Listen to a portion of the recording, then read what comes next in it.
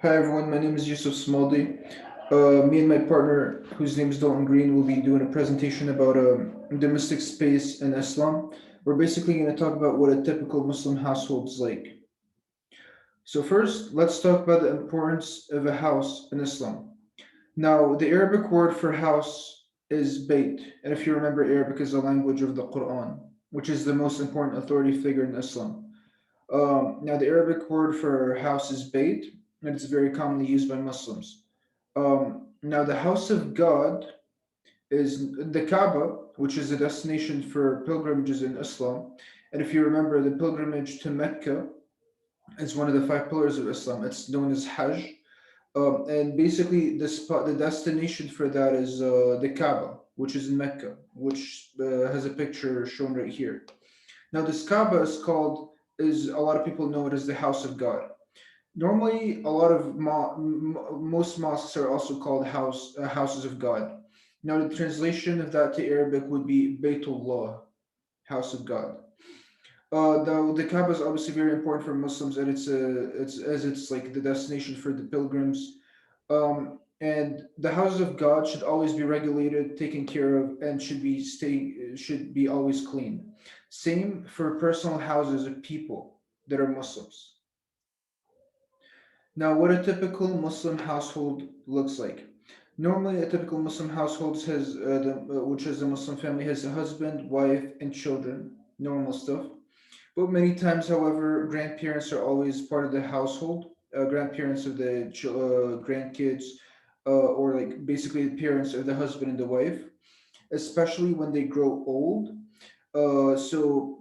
Especially when they grow old and cannot provide for themselves anymore and can't take care of themselves anymore, it's very important for Islam to provide for parents when they get old and can't take care of themselves. Very, very important.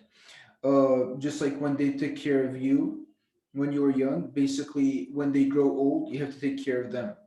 Also, big Muslim households contain other family members such as uncles, aunts, and other elderly relatives and extended family. Muslim marriage. Now, it's important to understand that the Quran, which, like I said at the beginning of the presentation, the most important authority figure in Islam, allows a man to have up to four wives. However, that is only allowed if he loves them equally and provides for them equally and treats them equally. Marriage is very important for in Islam. It's essential for a male and female that want to live together to have Islamic marriage.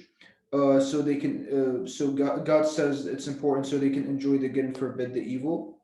Other intentions of marriage include supporting and expressing the love between the husband and the wife, bearing children without like basically having to worry about like not being married and having children, and it also encourages stability in society. Now, roles in a Muslim household. Now, neither men or women are favored over each other. Basically, males and females are considered equal before God, especially on like Judgment Day. But in a traditional Muslim household, they have different roles. Wives are normally expected to be financially supported by their husbands, even if they're financially stable. But the wife's responsibilities in a traditional Muslim household are like basically looking after whatever is like like the domestic events in a household, such as like taking care of the kids and spending her time like raising them, and yeah, basically like household duties. A traditional Muslim husband is expected to financially support his family, work outside the home, and be the protector of the household. Um, the Quran does say that it's okay for women to still work as long as they do not neglect their role as a mother and they do not neglect their household duties. Both parents are expected to contribute to their children's upbringings, and basically they have to both raise their children. They have to make sure they try their best to provide a healthy and nurturing environment, and they have to show good manners and they have to be a good example of human virtues.